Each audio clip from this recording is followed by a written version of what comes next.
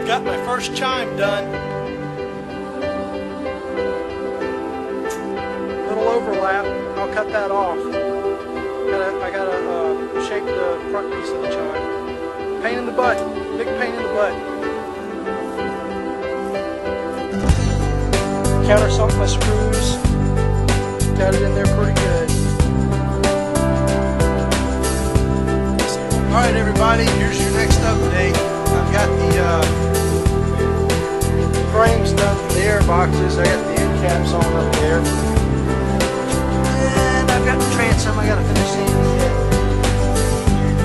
But I have got my valve completely together. Technically right now it is a boat. It will float.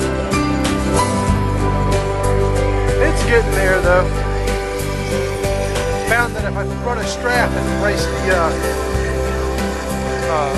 sawhorse, I can pick it up and work on it a little easier than bending down on my knees and stuff all day. Makes life a little easier, but I'll get another update for you guys soon. Bye. Okay everybody, paint job. Black, blue, and